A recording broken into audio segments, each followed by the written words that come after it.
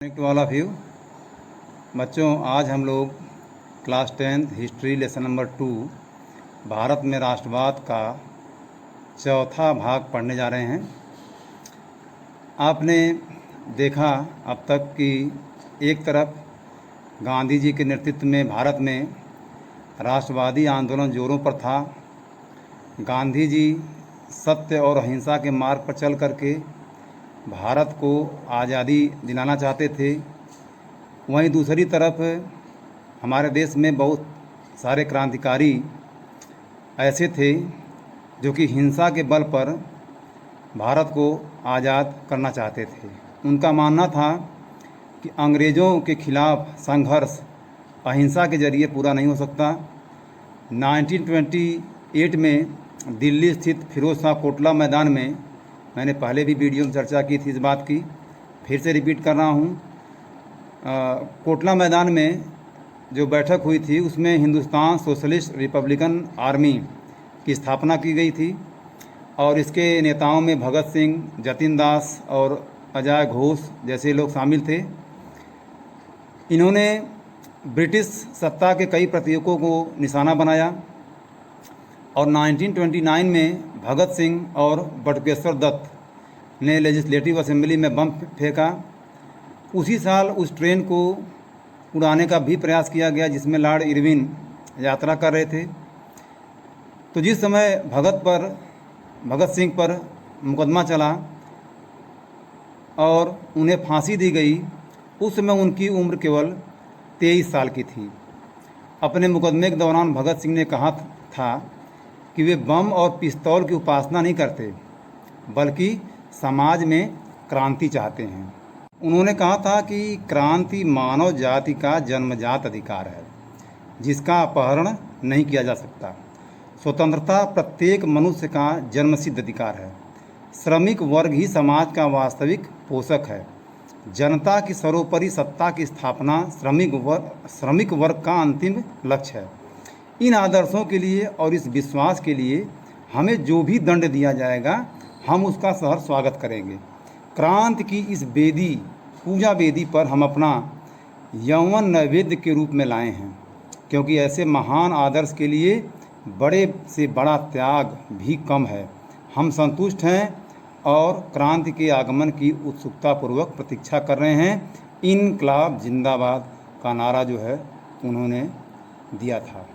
तो बच्चों, ये तो क्रांतिकारियों के विचार और योगदान थे जो कि महान थे। स्वतंत्रता की लड़ाई भारत को आज़ाद करने में उनका योगदान महान था, हम उसको कमतर करके नहीं आंक सकते हैं। अब हम लोग अगली टॉपिक पर बढ़ते हैं। लोगों ने आंदोलन को कैसे लिया, यानी जो सविनय अवज्ञा आंदोलन, सिविल नाफरमानी सविनय अवज्ञा आंदोलन में शामिल हुए थे विभिन्न सामाजिक समूह के लोग, वे कौन थे और उन्होंने आंदोलन में हिस्सा क्यों लिया, उनकी आइडियोलॉजी क्या थी, आदर्श क्या थे, उनके लिए स्वराज्य के मायने क्या थे। तो इसमें हम लोग अलग अलग करके एक एक का देखेंगे। सबसे पहले देखते हैं कि जो गांव में संपन्न किसान समुदाय था, जैसे गुजरात के पटीदार और उत्तर प्रदेश के जाट आंदोलन में सक्रिय थे। व्यावसायिक फसलों की खेती करने के कारण व्यापार में मंदी और गिरती कीमतों से वे बहुत परेशान थे। जब उनकी नगद आय खत्म होने लगी तो उनके लिए सरकारी लगान चुकाना मुश्किल हो गया। तो सरकार लगान कम करने को तैयार नहीं थी, तो चारों तरफ इस बात को लेकर असंतोष था। संपन्न किसानों ने सविनय अवज्ञा आंदोलन का बढ़ चढ़ कर समर्थन किया और इन संपन्न किसानों ने अपने समुदायों को एकजुट भी किया और कई बार अनिच्छुक सदस्यों को बहिष्कार करने के लिए भी मजबूर किया। उनकी जो स्वराज की लड़ाई थी वो भारी लगान के खिलाफ थी, लेकिन जब 1931 में लगानों के घटे बिना आंदोलन वापस ले लिया गया तो उन्हें बड़ी निराशा हुई और जब गांधी जी ने दूसरे गोलमेज सम्मेलन से वापसी के बाद सविनय अवज्ञा आंदोलन को फिर से शुरू करना चाहा तो उसमें उन्होंने हिस्सा लेने से इनकार कर दिया। अब दूसरी तरफ जो है कि ये तो संपन्न किसानों की बात हो गई। अब दूसरी तरफ कुछ किसान ऐसे थे जो कि गरीब भी थे, जो छोटे पट्टेदार थे, उनके लिए तो ज़मीन का किराया भी चुकाना मुश्किल हो गया और वे चाहते थे कि उन्हें ज़मींदारों को जो भाड़ा चुकाना था उसे माफ़ कर दिया जाए। और जब ऐसा नहीं हुआ तो वे अब समाजवादियों और कम्युनिस्टों द्वारा चलाए जा रहे उग्र आंदोलनों में हिस्सा लेने लगे, जो गरीब किसान थे। और कांग्रेस धनी ज़मींदारों को नाराज़ करना नहीं चाहती थी, इसलिए कांग्रेस और गरीब किसानों के बीच के रिश्ते कभी सुनिश्चित नहीं हो पाए। अब इसके बाद इस आंदोलन में जो भाग लेने वाला दूसरा समुदाय था, व्यवसायियों का, उनका इस आंदोलन में क्या योगदान या क्या मत था, ये भी आप जान लीजिए। तो दूसरे विश्व युद्ध के दौरान भारतीय व्यापारियों और उद्योगपतियों का व्यवसाय काफ़ी बढ़ गया था। वे उन अंग्रेजी नीतियों के खिलाफ थे जो व्यवसाय में बाधा डाल रहे थे। वे आयात से सुरक्षा चाहते थे और रुपये और पाउंड का ऐसा विनिमय दर चाहते थे जिससे आयात को रोका जा सके और उनके व्यवसाय को सुरक्षा प्रदान की जा सके। Indian industrial and commercial Congress की स्थापना 1920 में हुई और federation of the Indian chambers of commerce and industries FICCI का गठन 1927 में हुआ। यह व्यवसाय हितों को एक साझा मंच पर लाने के प्रयासों का परिणाम था। तो व्यापारियों के लिए जो स्वराज का मतलब था वह गलघोंटू जो अंग्रेज नीतियों का अंत करना। वे ऐसा माहौल चाहते थे जिससे व्यवसाय फले फूले। आतंकी घटनाओं और कांग्रेस के युवा सदस्यों में समाजवाद के बढ़ते प्रभाव से यह वर्ग काफ़ी चिंतित था। अब हम लोग औद्योगिक मजदूरों या जो औद्योगिक श्रमिक थे उनका भी देखते हैं कि इस वर्ग का सविनय अवज्ञा आंदोलन में क्या योगदान था या इसको लेकर उनका रवैया क्या था। तो कांग्रेस के सविनय अवज्ञा आंदोलन के प्रति जो औद्योगिक मजदूर थे उनका रवैया काफ़ी ठंडा ही रहा, यानी उन्होंने बढ़ चढ़कर हिस्सा नहीं लिया। इसका कारण ये था कि चूंकि उद्योगपति कांग्रेस के नज़दीकी थे, इसलिए मजदूरों ने इस आंदोलन से दूरी बनाए रखी। लेकिन कुछ मजदूर आंदोलन में शामिल भी हुए। कांग्रेस भी मजदूरों को एकदम से हाथों हाथ नहीं ले रही थी, क्योंकि वह भी उद्योगपतियों को दरकिनार करना नहीं चाहती थी। इसलिए कांग्रेस ने मजदूरों की मांगों को एक तरह से अनसुना ही कर दिया। अब इसके बाद हम लोग थोड़ा देखते हैं कि महिलाओं की भागीदारी इस आंदोलन में, सविनय अवज्ञा आंदोलन में कैसी थी। तो सविनय अवज्ञा आंदोलन में महिलाओं ने भी बढ़ चढ़कर हिस्सा लिया, लेकिन उनमें से अधिकांश शहरों में रह रही ऊंची जाति से ही थीं और ग्रामीण इलाकों के धनी घरों से थीं। लेकिन काफ़ी लंबे समय तक कांग्रेस अपने संगठन में महिलाओं को जिम्मेदारी के पद देने से कतराती रही। तो कांग्रेस केवल महिलाओं की प्रतीकात्मक भागीदारी से ही संतुष्ट रहना चाहती थी। जैसा कि जो गांधी जी थे वो भी महिलाओं का आंदोलन में हिस्सा नहीं चाहते थे, वो नहीं चाहते थे कि महिलाओं को आंदोलन में भाग लेना चाहिए।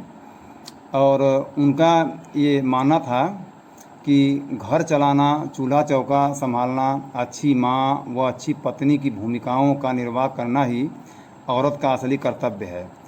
इसीलिए लंबे समय तक कांग्रेस संगठन में, जैसा कि मैंने बताया, किसी भी महत्वपूर्ण पद पर औरतों को जगह देने से कांग्रेस हिचकिचाती रही। अब बच्चों हम लोग देखते हैं कि सविनय अवज्ञा आंदोलन की सीमाएं क्या थीं, यानी कि कौन सा ऐसा समूह था जो कि स्वराज की अमूर्त अवधारणा से प्रभावित नहीं था। तो इसमें सबसे पहले बात आती है जो देश में दलित वर्ग था, जिसको अछूत कहा जाता था, तो उनकी भागीदारी को हम लोग देखते हैं कि उनकी भागीदारी कैसी थी।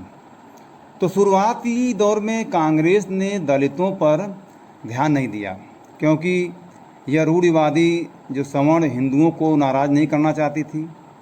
लेकिन महात्मा गांधी के आ जाने के बाद, चूँकि महात्मा गांधी का मानना था कि दलितों की स्थिति सुधारने के लिए सामाजिक सुधार आवश्यक है, तो महात्मा गांधी ने घोषणा की कि छुआछूत को समाप्त किए बगैर स्वराज की प्राप्ति नहीं हो सकती। तो कई दलित नेता दलित समुदाय की समस्याओं का राजनीतिक समाधान भी चाहते थे। उन्होंने शैक्षिक संस्थानों में दलितों के लिए आरक्षण और दलितों के लिए पृथक चुनावी प्रक्रिया की मांग भी रखी, और सविनय अवज्ञा आंदोलन में दलितों की भागीदारी इसके बाद भी सीमित ही रही। Doctor B.R. अम्बेडकर भी प्रमुख नेता थे, जिन्होंने 1930 में डिप्रेस्ड क्लासेस एसोसिएशन का गठन किया था, और दूसरे गोलमेज सम्मेलन के दौरान दलितों के लिए पृथक निर्वाचन प्रक्रिया के मुद्दे पर उनका गांधी जी से टकराव भी हुआ, वैचारिक मतभेद भी हुआ। और जब अंग्रेजी हुकूमत ने अंबेडकर की मांग मान ली तो गांधी जी ने आमरण अनशन शुरू कर दिया। वो चाहते थे कि दलित पृथक निर्वाचन की मांग न करें, क्योंकि इससे भारत जो है जाति और विभिन्न समूहों में बढ़ सकता है। तो गांधी जी ने आमरण अनशन शुरू कर दिया, और अंततः फिर अंबेडकर जी ने गांधी जी की बात को माना। मतलब अंबेडकर जी गांधी जी की काफ़ी इज्जत भी करते थे, उनकी बात को माने, और सितंबर 1932 में पूना पैक्ट पर हस्ताक्षर हुआ, और इससे दलित वर्गों के लिए राज्य और केंद्र के विधायिकाओं में आरक्षित सीट पर मुहर लगा दी गई। लेकिन मतदान आम जनता द्वारा ही किया जाना था। तो इस तरह से दलितों को गांधी जी ने जोड़ने का काम किया। अब आप देख सकते हैं, एक चित्र भी यहाँ पर दिया गया है। इसके बाद हम लोग मुसलमानों की भागीदारी की भी बात करते हैं कि असहयोग खिलाफत आंदोलन के छीण पड़ने के बाद मुसलमानों का एक बड़ा तबका कांग्रेस से दूर होता गया, और 1920 के दशक के मध्य से ही कांग्रेस को हिंदू राष्ट्रवादी समूहों के साथ जोड़कर देखा जाने लगा। तो कांग्रेस और मुस्लिम लीग के बीच एक गठन बनाने की कोशिश की गई। मोहम्मद अली जिन्ना मुस्लिम लीग के एक महत्वपूर्ण नेता थे। वह पृथक चुनाव प्रक्रिया की मांग को छोड़ने के लिए तैयार थे, लेकिन वह मुसलमानों के लिए केंद्रीय विधायिका में आरक्षित सीट चाहते थे, और वो चाहते थे कि मुस्लिम बहुल इलाकों पंजाब और बंगाल में जनसंख्या के अनुपात में उनको प्रतिनिधित्व मिले, मुसलमानों को प्रतिनिधित्व मिले। और 1928 में हुए सर्वदलीय सम्मेलन में हिंदू महासभा के M.R. जयकर ने चूँकि इस समझौते का घोर विरोध कर दिया। इसके कारण से कांग्रेस और मुसलमानों के बीच की दूरी और बढ़ गई। तो इस तरह से जो है मुसलमानों की भागीदारी भी धीरे धीरे कमज़ोर होती गई। उन्होंने जो है कि बढ़ चढ़ के हिस्सा नहीं लिया। यहाँ पर आप देख रहे हैं स्रोत घ है। 1930 में मुस्लिम लीग के अध्यक्ष सर मोहम्मद इकबाल ने मुसलमानों के लिए अल्पसंख्यक राजनीतिक हितों की रक्षा के उद्देश्य से पृथक निर्वाचिका की ज़रूरत पर एक बार फिर जोर दिया, और माना जाता है कि बाद के सालों में पाकिस्तान की मांग के लिए जो आवाज़ उठी उसका बौद्धिक औचित्य उनके इसी बयान से उपजा था। तो ये बयान नीचे दिया गया है, उन्होंने क्या कहा था इसको आप एक बार देख लेंगे।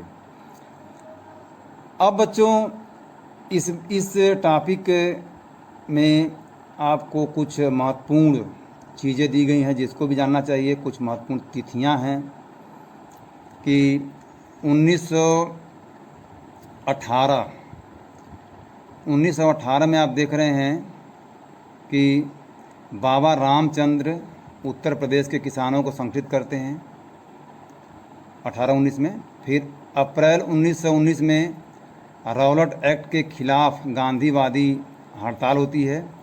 जलियांवाला बाग हत्याकांड भी होता है। ये महत्वपूर्ण तिथियां हैं, इनको जानना और याद रखना जरूरी है। जनवरी 1921 में असहयोग और खिलाफत आंदोलन शुरू हुआ।